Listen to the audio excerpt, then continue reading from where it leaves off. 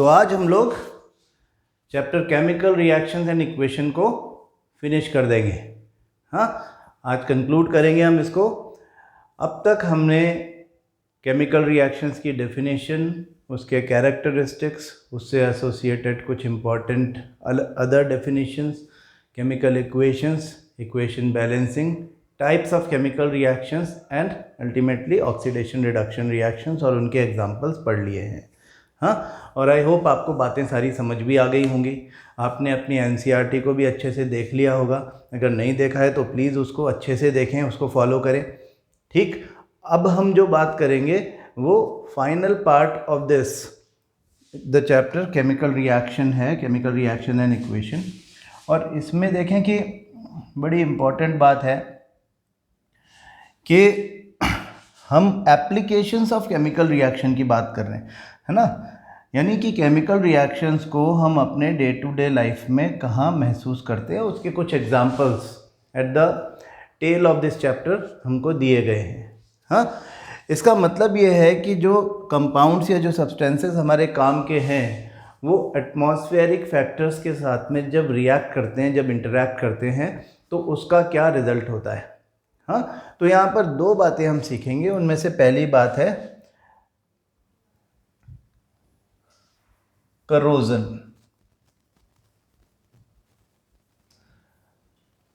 Corrosion का मतलब है मेटल्स का अपनी प्रॉपर्टीज लूज कर देना, करोड हो जाना under the influence of the factors in their surroundings.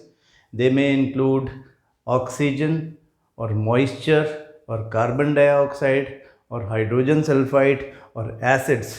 हाँ, ये सब जो सब्सटेंसेस होते हैं मेटल्स के सराउंडिंग्स में, वो जब इनके कांटेक्ट में आते हैं तो मेटल्स की सरफेस को ख़राब करना शुरू कर देते हैं, करोड करना शुरू कर देते हैं। तो इन मेटल्स की सरफेस ये अपनी वो प्रॉपर्टीज़ लूज़ कर देती हैं जिनकी वजह से इनकी इम्पोर्टेंस है। फॉर एग्ज़ाम्पल, आयरन हम क्यों यूज़ करते हैं? आयरन हम यूज़ करते हैं उसकी टेंशन बेयरिंग कैपेसिटी की वजह से, जिसको हम टेंसाइल स्ट्रेंथ बोलते हैं। टेंशन बेयरिंग कैपेसिटी या टेंसाइल स्ट्रेंथ। तो टेंसाइल स्ट्रेंथ अगर चली गई आयरन की तो वो किसी काम का नहीं है। अब आयरन ने ऑक्सीजन और मॉइस्चर यानी वाटर इन द सराउंडिंग्स के साथ में रिएक्शन कर ली और रिएक्शन करके एक केमिकल रिएक्शन करके एक नया सब्सटेंस बनाया, फेरिक ऑक्साइड, जो कि हाइड्रेटेड सॉल्ट है। हाइड्रेटेड फेरिक ऑक्साइड बनाया, जिसको हम नॉर्मल बोलचाल की भाषा में हम उसको रस्ट बोलते हैं। And the process is known as rusting of iron. तो rusting of iron is the first example of corrosion. इसी तरह से टार्निशिंग ऑफ सिल्वर, सिल्वर की सरफेस अगर उसको एक्सपोज कर दिया जाए, एटमॉस्फेयर के लिए छोड़ दिया जाए उसको खुला, तो वो ब्लैक हो जाती है। सिल्वर की क्या प्रॉपर्टीज़ के लिए हम उसको यूज़ कर रहे हैं? उसकी ऑर्नामेंटल वैल्यू है, उसकी एक हम कहते हैं कि वो सिल्वर जो है वो अपने लस्टर के लिए यूज़ किया जाता है ना। ऑर्नामेंट्स जो होते हैं वो चमकदार होते हैं, उसकी लस्टर होती है अपनी एक मेटालिक लस्टर। तो सिल्वर की जो मेटालिक लस्टर है वो अगर चली जाए तो सिल्वर किसी काम का नहीं है ना। तो सिल्वर का लस्टर चला गया क्यों? क्योंकि सिल्वर ने अपने सराउंडिंग में हाइड्रोजन सल्फाइड के साथ में केमिकल रिएक्शन किया और ब्लैक कलर का सिल्वर सल्फाइड बना लिया।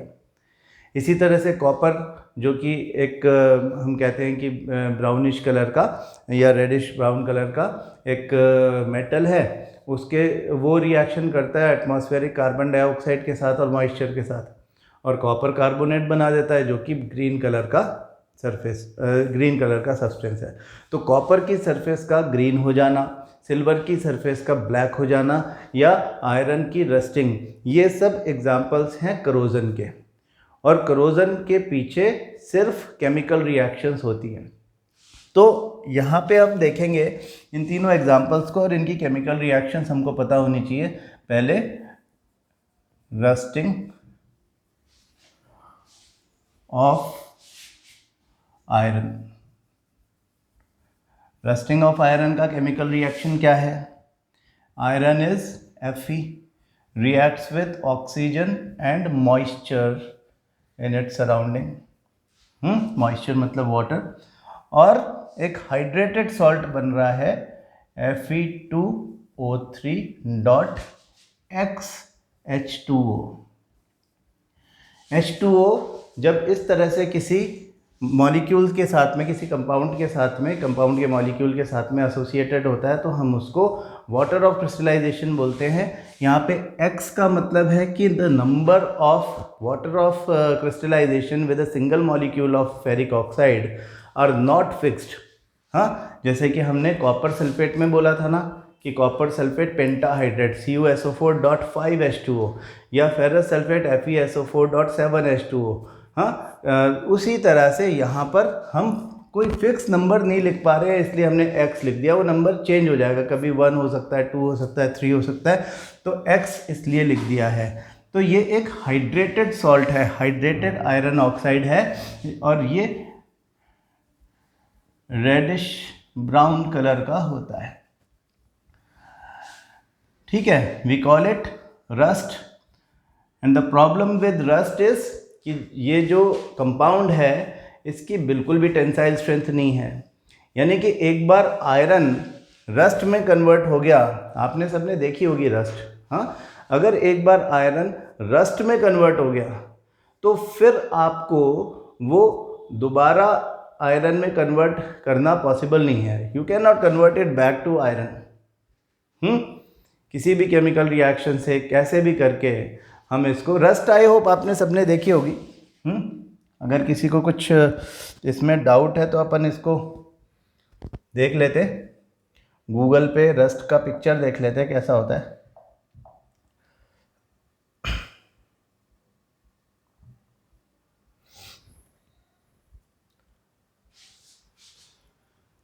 हाँ, रस्ट का कोई सा, ये देखो आयरन के ऊपर रस्ट लगा दिखता है।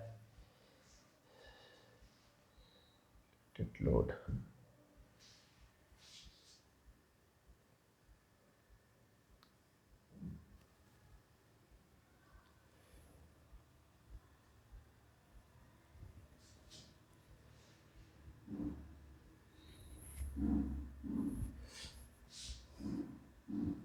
इसको अपन अपने पेपर पे ले चलते हैं, यहाँ पे ये इससे अच्छा दिख नहीं पाएगा।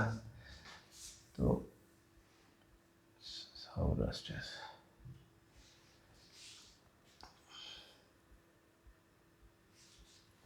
ऐसा rust,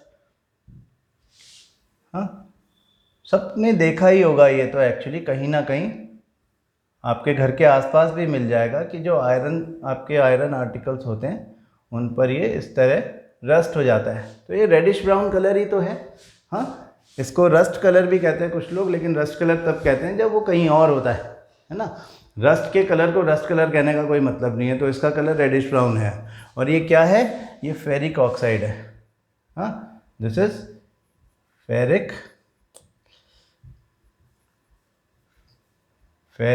oxide which is hydrated, XH2, hydrated ferric oxide. तो टेंसाइल स्ट्रेंथ चली गई, तो फिर अब ये जो चीज़ हमने बनाई थी आयरन की, कभी किसी को बांधने के लिए, होल्ड करने के लिए, खींचने के लिए, अब हम इस पर रिलाय नहीं कर सकते, कमज़ोर हो गया है। तो इसका मतलब रस्टिंग जो है वो एक ऐसा केमिकल रिएक्शन है जो हमको काफ़ी लॉस कर देता है।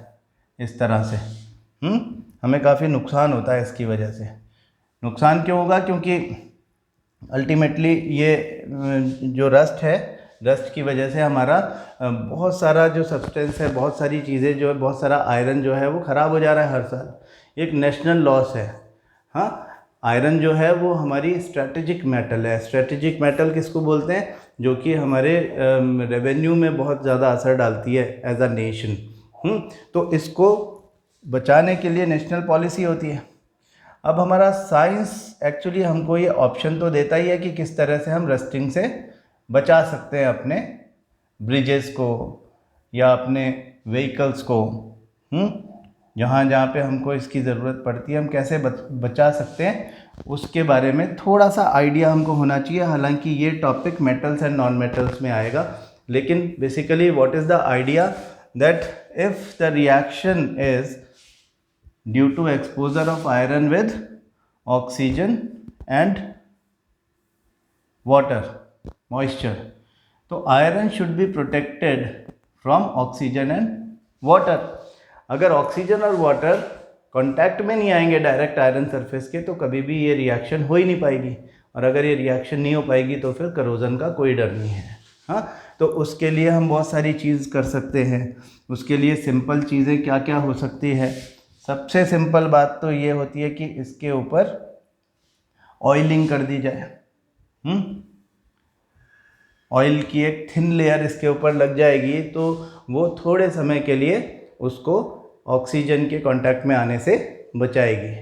लेकिन ये बार बार करना पड़ेगी फिर आपको ऑयलिंग, क्योंकि ऑयल भी इवेपोरेट हो जाता है टाइम के साथ में। हाँ, हम इसके ऊपर पेंट कर सकते हैं, इसके ऊपर एक पेंट की कोट हो जाती है। वो कैसा भी पेंट हो सकता है, रेड ऑक्साइड होता है उसकी कोट कर देते हैं उसके ऊपर।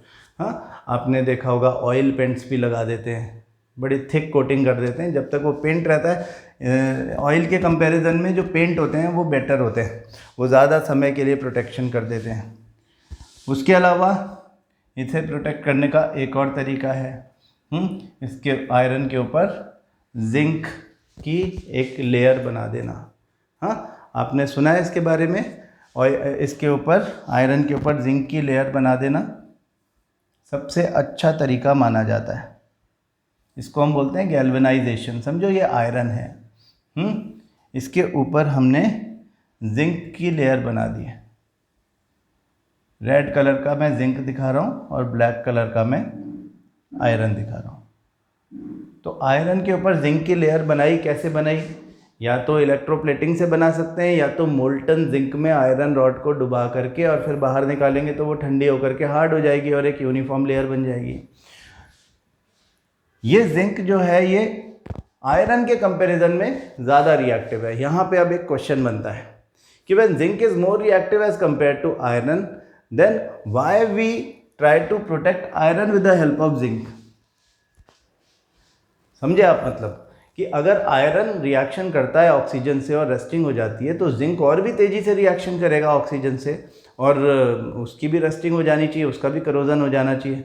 तो फिर आप आयरन को प्रोटेक्ट करने के लिए कोई ऐसी चीज़ अगर लगाते जो कम रिएक्टिव होती तो बात समझ में आती है। आपने तो ऐसी चीज़ लगा दी जो आयरन से भी ज़्यादा रिएक्टिव है। What is the logic behind it?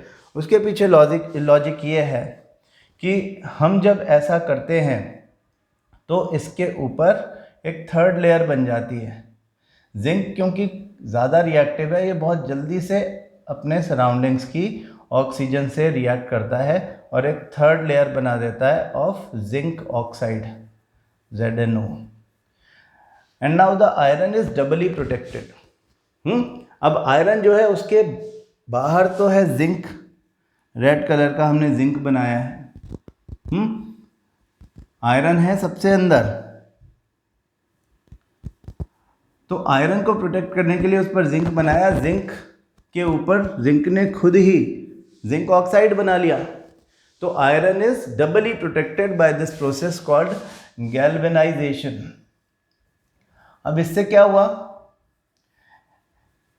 Galvanisation से क्या फ़ायदा हुआ कि अगर मान लो कभी आउटर मोस्ट लेयर जो है वो साफ़ हो गई, मतलब उसके ऊपर कुछ चोट लगी और वो टूट गई। हाँ, हमने ही तोड़ दिया, मार के उसके हथौड़ा मार के तोड़ दिया हमने उसको, समझो। तो कौन एक्सपोज होगा सबसे पहले? सबसे पहले एक्सपोज हो गया जिंक। हाँ, जिंक की लेयर एक्सपोज हो जाएगी अगर हम जिंक ऑक्साइड की लेयर को तोड़ देंगे, और जिंक एक्सपोज हो जाएगी तो वो दोबारा ऑक्सीजन के साथ में रिएक्शन करके जिंक प्लस ऑक्सीजन की रिएक्शन से जिंक ऑक्साइड फिर से बना लेगी। तो फिर से ये जिंक ऑक्साइड बन जाएगा। मतलब वो अपनी टूट फूट अगर उसकी सरफेस पे होती है तो वो उसको खुद ही रिपेयर कर लेता है। तो ये सेल्फ रिपेयरिंग बड़ा अच्छा है हमारे लिए कि अगर आपने एक बार गैल्वेनाइज्ड आयरन बना दिया, यानी कि एक उसके ऊपर गैल्वेनाइजेशन कर दिया आयरन की किसी भी आर्टिकल पर, तो वो सालों साल चलती रहती है। तो खास करके ऐसी पाइपलाइंस जो कि बिल्डिंग कंस्ट्रक्शन के दौरान दीवारों के बीच में दबी हुई रहती है, आप उसे देखते तो हो नहीं, लेकिन उनमें अगर कभी रस्टिंग हो जाए और लीकेज होने लग जाए तो it will be a problem, क्योंकि फिर आपको दीवार को छेद करके और उसे खोलना पड़ेगा, फिर उसमें से वो पाइप निकालना पड़ेगा, फिर शायद पाइप ही बदलना पड़े, तो एक बड़ा खर्चे वाला काम हो जाएगा और बड़ा हेक्टिक काम हो जाएगा काम करने वालों के लिए भी। तो आपने पाइपलाइन ऐसी डालनी है, हाँ, ऐसी पाइपलाइन डालो कि उसको कभी भी बदलना ना पड़े। तो नॉर्मली तो अब दीवार के अंदर दबा हुआ गैल्वेनाइज्ड आयरन का पाइप, उसके ऊपर की जिंक ऑक्साइड की लेयर को कोई तोड़ने वाला नहीं है। पहली बात तो ये, वहाँ कौन हथौड़ा लेके बैठा है।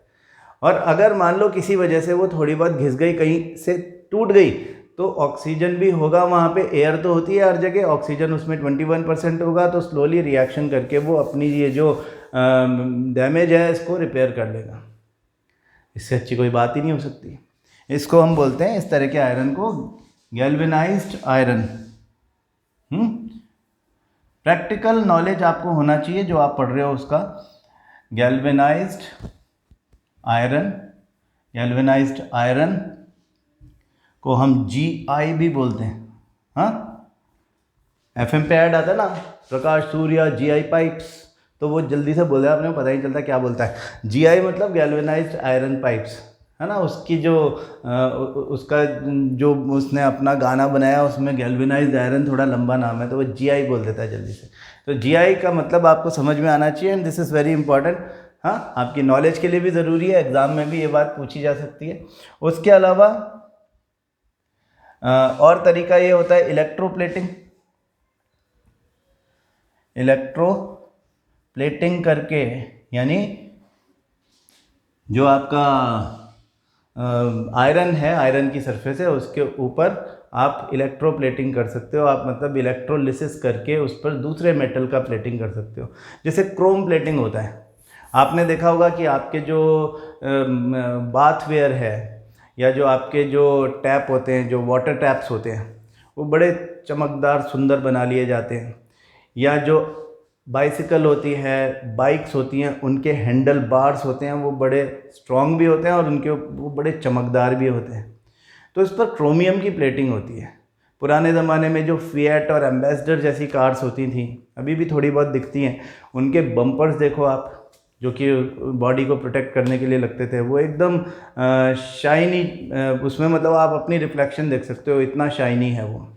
हाँ, तो ये क्रोम प्लेटेड होते हैं। इनके ऊपर इलेक्ट्रोप्लेटिंग करके क्रोमियम से प्लेट कर दिया उसको, यानी क्रोमियम की लेयर बना दी। इससे दो फायदे हैं, एक तो उसका ब्यूटिफिकेशन हो गया, वो ज़्यादा सुंदर दिखने लगा, अच्छा दिखने लगा, और दूसरे ये सब चीज़ें पानी को एक्सपोज रहती हैं। कार चलेगी तो वाटर को एक्सपोज रहेगी, वाटर टैप तो वाटर को एक्सपोज रहेगा ही रहेगा, तो उस पर रस्टिंग ना हो जाए इसलिए वो काम करता है। तो इलेक्ट्रोप्लेटिंग एक तरीका है। और उसके अलावा अलॉइंग, अलॉय बना देना। आपने 9th क्लास में पढ़ा था, alloys are the mixtures of metals. कभी कभी उसमें नॉन मेटल्स भी मिला देते हैं, लेकिन ये होमोजीनस मिक्सचर होते हैं बेसिकली, यानी कि उनमें क्या होता है, यूनिफॉर्मिटी होती है ऑफ कंपोजिशन। तो आपने समझो आयरन को मिला दिया स्टेनलेस स्टील बनाने के लिए, उसको क्रोमियम के साथ में मिला दिया, उसको टिन के साथ में, मतलब उसमें क्या हुआ कि एक मल्टीपल मेटल्स को आपस में मिला करके उसकी स्ट्रेंथ बढ़ा दी, और आधा % उसमें कार्बन भी बढ़ा दिया, हार्डनेस मिला दिया, हार्डनेस बढ़ाने के लिए।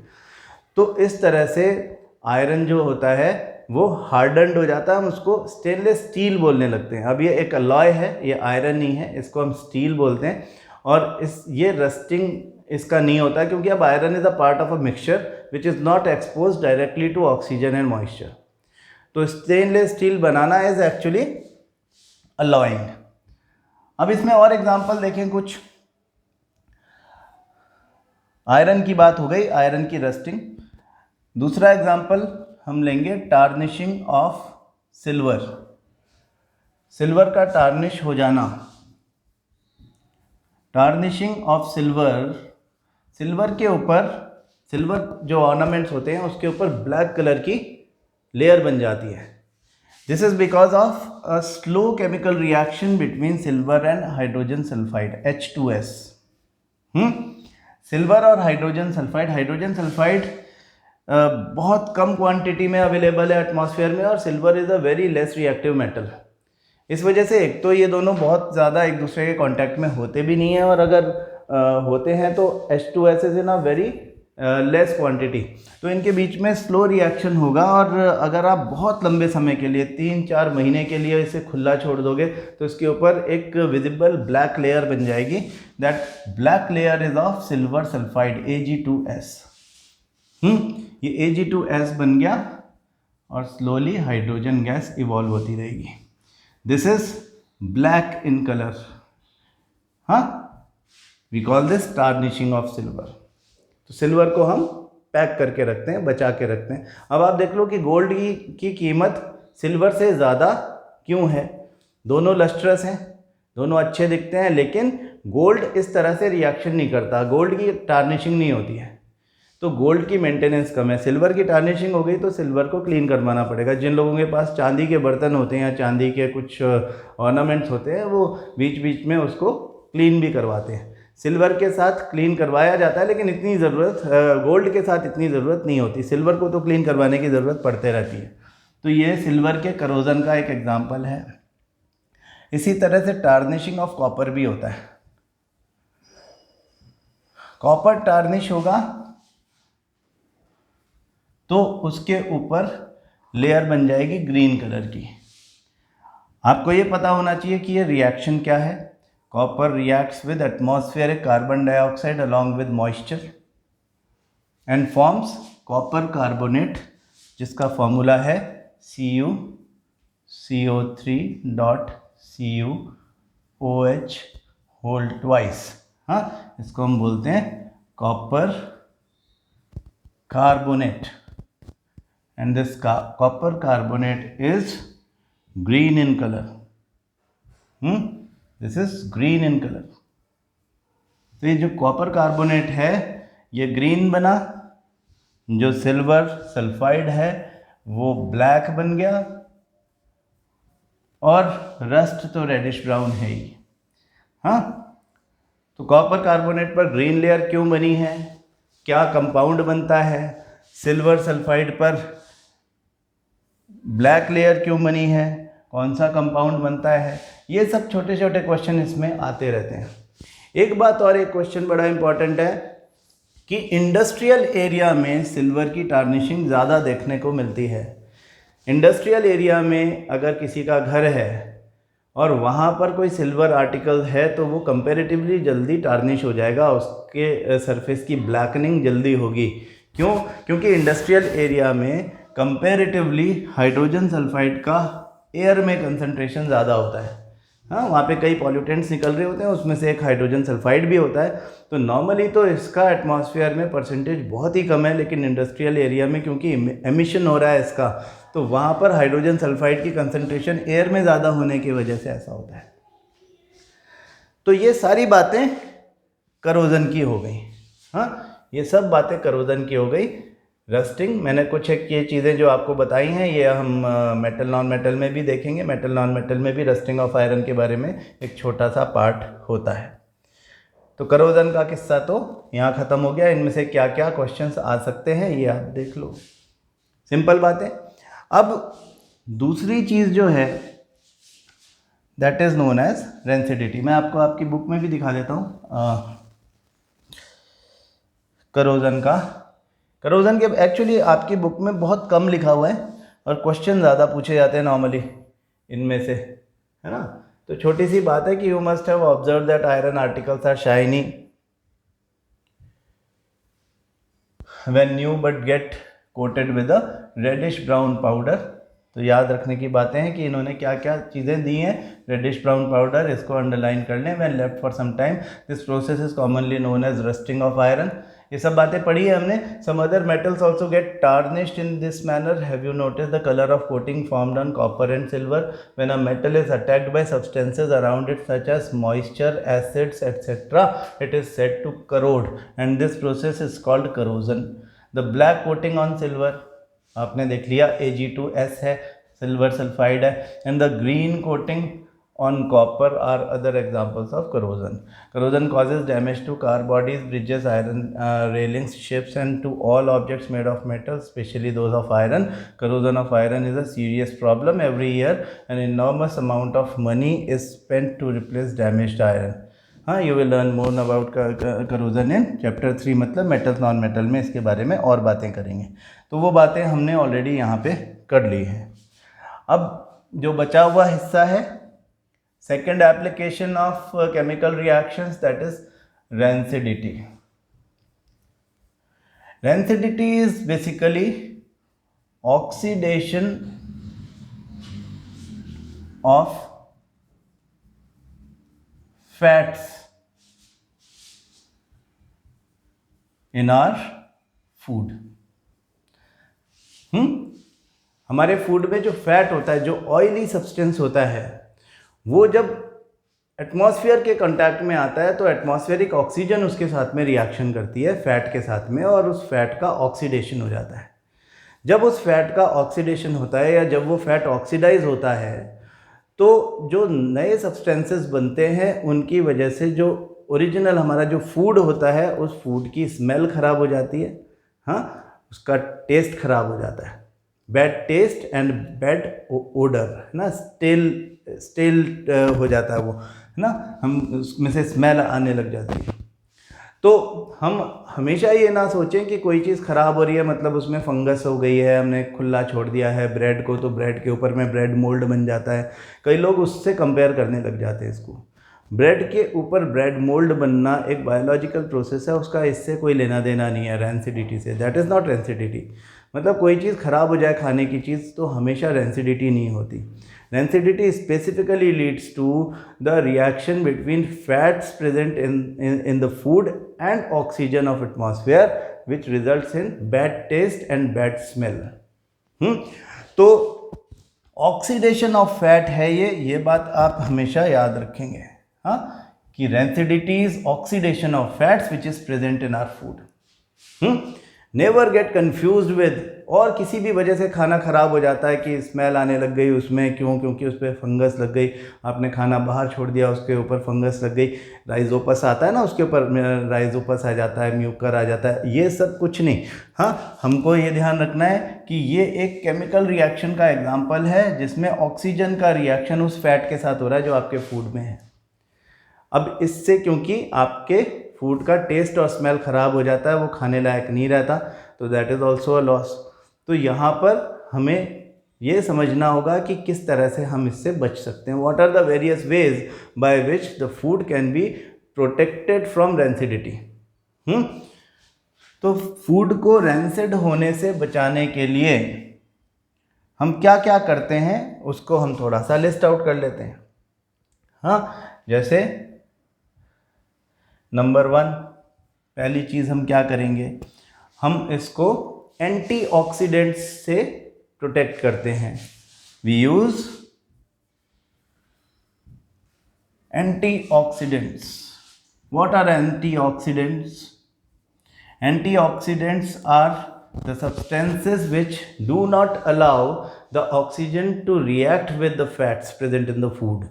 यानी हमने अगर फूड के साथ में फूड की पैकिंग करते समय उसको एंटीऑक्सीडेंट उसके साथ में ऐड कर दिए हैं तो वो ऑक्सीजन की कांटेक्ट में आ भी जाएगा तो वो उनको रिएक्ट नहीं करने देंगे। जैसे आपके जो पैक्ड जैम आते हैं, फ्रूट जैम आपने सबने खाया होगा, जो फ्रूट जैम होता है वो बिल्कुल प्रॉपरली पैक होके आता है, लेकिन ऐसा थोड़ी निकालते आप सारा खा जाते हो।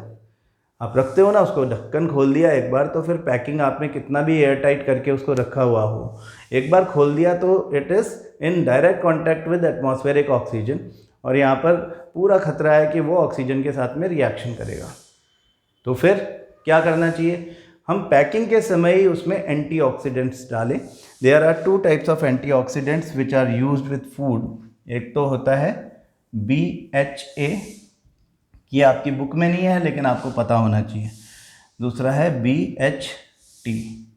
हाँ, ये केमिकल है जिसका नाम है butylated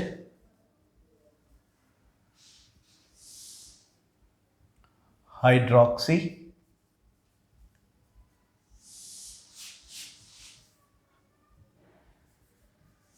anisole, and this is butylated hydroxytoluene. BHA and BHT are the two examples of antioxidants used in food. और देखें, यूज ऑफ एंटीऑक्सीडेंट्स एक एग्जाम्पल हो गया, फिर use of preservatives like vinegar. Vinegar क्या होता है? Vinegar is acetic acid. Acetic acid को डाइल्यूट कर दिया, पानी मिला दिया उसमें. विनेगर इज बेसिकली 5 to 8%, ये बात पढ़ेंगे हम एसिड बेसिस सॉल्ट में, 5 to 8% acetic acid. Acetic acid आपको कार्बन में भी पढ़ना है डिटेल में. तो 5 to 8% एसिटिक एसिड, ये बात हम कार्बन में समझेंगे. 5 to 8% एसिटिक एसिड का मतलब आप ये समझ लो कि ऐसा एसिटिक एसिड जिसमें 5 to 8% एसिटिक एसिड है, बाकी सारा पानी है. मतलब 8% अगर एसिटिक एसिड है तो 92% उसमें पानी है. तो हाईली डाइल्यूटेड एसिटिक एसिड को हम विनेगर बोलते हैं. विनेगर आपको पता होगा, हम इसको अपने खाने में यूज़ करते हैं. आप इसे चाउमीन में यूज़ करते हो, आप इसमें अनियन डाल करके रख लेते हो और फिर खाते हो.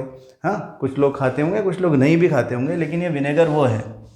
तो ये एक प्रिजर्वेटिव का काम करता है, खास करके पिकल्स के केस में. पिकल समझते हो आप? अचार जो होता है ना. अचार में आपने जो आपके ये मदर्स रेसिपी, नीलॉन्स, ये सब जो ब्रांड्स के जो अचार आते हैं आपके डिपार्टमेंटल स्टोर्स में मिलते हैं, आप इनका ढक्कन खोलोगे तो इस पर ऐसा लगता है कि खूब सारा तेल भरा हुआ है.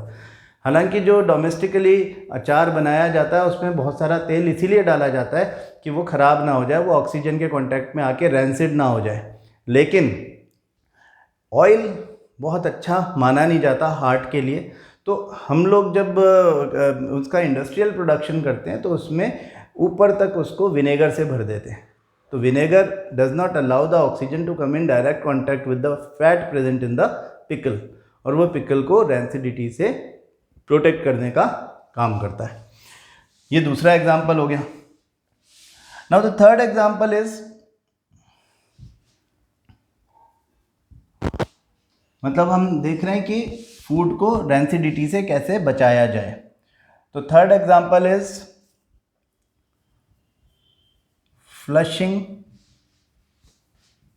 Of nitrogen gas in the packets of wafers. जो हमारे चिप्स होते हैं, वेफर्स होते हैं, ये जो हमारा नहीं आता लेज़, आप लोग सब खाते ही होंगे, कुरकुरे, लेज़, इनके पैकेट्स हमको कैसे दिखते हैं? जब हम इनको ख़रीदते हैं तो इनमें हवा भरी हुई लगती है ना. हम खोलते हैं तो वो हवा निकल जाती है और वो कम, उसमें इतना सा निकलता है ना. कभी कभी मम्मी कह देती हैं कि देखो ये क्या है, इसने बेवकूफ़ बना दिया. हम लोग कहते हैं उसे देख करके, हाँ, कितना मोटा हवा भर के बेवकूफ़ बना दिया इसने, इसके अंदर इतना सा निकला. ऐसा नहीं है, वो बेवकूफ़ नहीं बना रहे आपको, है ना. वो एक्चुअली आपके फूड को, जो कि जिसमें ऑयल है, जिसमें फैट है, उसको प्रोटेक्ट कर रहे हैं रैंसिडिटी से by adding nitrogen gas into it. जिस समय उसकी पैकेजिंग हो रही है उसमें नाइट्रोजन गैस फ्लश करते हैं और उसको पैक कर देते हैं. Nitrogen gas is a very less reactive gas. It does not react readily with fats like oxygen. तो जब आप उसमें नाइट्रोजन भरते हो तो एयर उसमें से बाहर निकल जाती है. नाइट्रोजन डिस्प्लेसेस एयर, और एयर में जो ऑक्सीजन है वो 21% है, तो जाहिर है ऑक्सीजन भी निकल गई, नाइट्रोजन ही रह गई है. हालांकि उस पर फिर भी लिखा हुआ है कि आप 6 महीने के अंदर इसको यूज़ कर लो, प्रिकॉशनरी. लेकिन नाइट्रोजन आपके फूड के फैट के साथ, वेफर्स में जो फैट है, जो ऑयल है, उसके साथ में रिएक्शन करेगी. इसके चांसेस बहुत कम हो जाते हैं.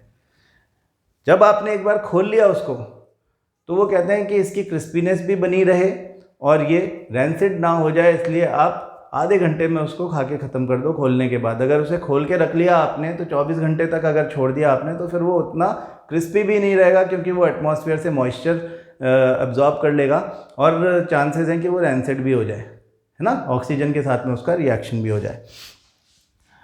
तो ये 3 बातें आप खास करके ध्यान रखें. फिर उसके अलावा आपकी बुक में लिखा हुआ है use of air tight containers, है ना। एयर टाइट कंटेनर्स का लिमिटेड यूज है बेसिकली। एयर टाइट कंटेनर्स क्या करेंगे कि basically they are evacuated containers, ऐसे कंटेनर जिसमें से एयर बाहर निकाल ली हुई है ना।